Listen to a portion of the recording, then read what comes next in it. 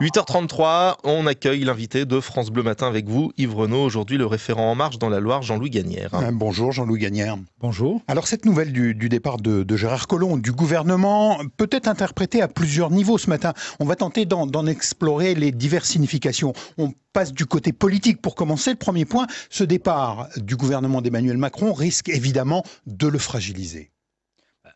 Il est clair que Gérard Collomb est une pièce maîtresse dans le dispositif Macron. C'est le numéro 2 du gouvernement, rallié très tôt à la Macronie. C'est même le premier.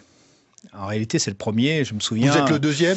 Non. On était ensemble avec les réformateurs parce qu'on avait fait le constat qu'avec François Hollande, ça n'était plus possible, qu'on allait droit dans le mur au niveau politique et au niveau du redressement du pays. Donc, Collomb est vraiment la pièce maîtresse dans le système. Mais je crois qu'il avait une mission à accomplir, celle de faire gagner Emmanuel Macron, et puis de lancer le travail gouvernement dans un ministère qui est compliqué, on le sait, c'est toujours très compliqué dans chaque gouvernement, et chaque gouvernement change de ministre de l'Intérieur régulièrement. Donc, ce qui est un peu nouveau par rapport à ce qui se passait autrefois, c'est que c'est lui qui annonce son départ programmé, en toute transparence. On a quand même un peu l'impression qu'il est déçu de la façon dont s'est passée cette première année et quelques mois de gouvernement. À un moment, je crois qu'il a parlé de manque d'humilité de cet exécutif.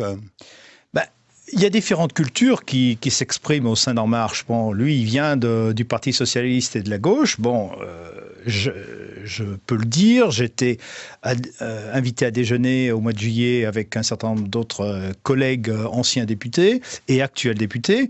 Bon, c'est clair que c'est pas facile de faire exister cette jambe gauche, mais Gérard Collomb n'est pas du tout déçu. Il a fait des lois qui ont été qui ont subi la controverse de la gauche et de la droite et de l'extrême droite.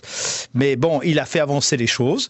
Et par rapport à l'annonce qu'il a faite de son investissement à Lyon, c'est à la fin d'un article de l'Express qu'il l'annonce en toute transparence et en toute honnêteté. Il vient de le dire. Normalisation, banalisation du gouvernement Macron et du mouvement La République En Marche, qui se voulait ni de droite ni de gauche, comme le disait le président de la République, alors que, au fond, il est un peu rattrapé par la politique. De toute façon, au niveau du fonctionnement du gouvernement, il est évidemment rattrapé par ce qui a toujours fonctionné.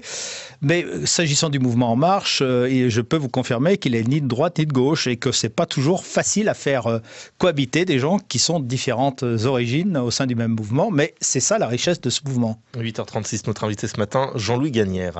Alors on parlait de politique et de plusieurs façons de regarder ce départ de Gérard Collomb. Il annonce son retour à Lyon, dans son fief, un endroit qu'il connaît tout particulièrement. Ça veut dire simplement que la campagne des municipales démarre à 200 à l'heure, alors qu'on en est encore assez loin de ces élections municipales. Alors, si on se rend régulièrement à Lyon, on savait tous que Gérard Collomb reviendrait. La question, c'était quand ? Donc tout le monde le savait, tous les Lyonnais l'attendaient presque. Donc c'est un mystère pour peut-être tous les Français, mais pas pour les Lyonnais. Il l'annonce au détour d'une interview dans l'Express. En fait, il ne fait que confirmer ce que tout le monde savait localement.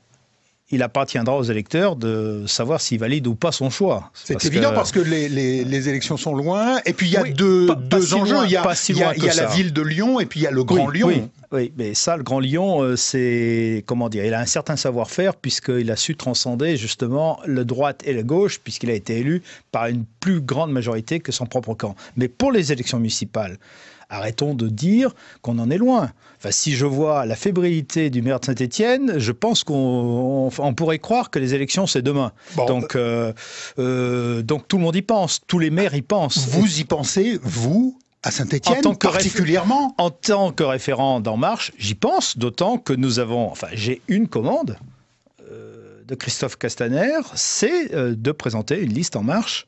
C'est vous qui allez en être soutenu par En Marche. C'est vous qui allez en être la tête de liste. Alors moi, je ne suis pas ministre de l'Intérieur, j'ai rien à annoncer. Donc moi, j'ai cette responsabilité-là, c'est effectivement de trouver une tête de liste crédible qui incarne réellement le renouveau et aussi de constituer une équipe Oui, parce avec que ça, élargi. une tête de liste, c'est une chose. Il faut aussi mettre les adjoints ou les futurs adjoints et tous les conseillers municipaux qui vont les avec. Oui, et je crois qu'il va falloir associer les compétences et les bonnes volontés de cette ville, et pas sur des critères d'appartenance politique ou pas. Il est hors de question qu'on aille négocier au trébuchet les équilibres entre En Marche, je ne sais pas qui et d'autres. Bon, on verra ce que les uns et les autres veulent faire. Bon, je sais qu'il y a des tensions à droite et à gauche, et nous, on est là pour travailler pour la ville.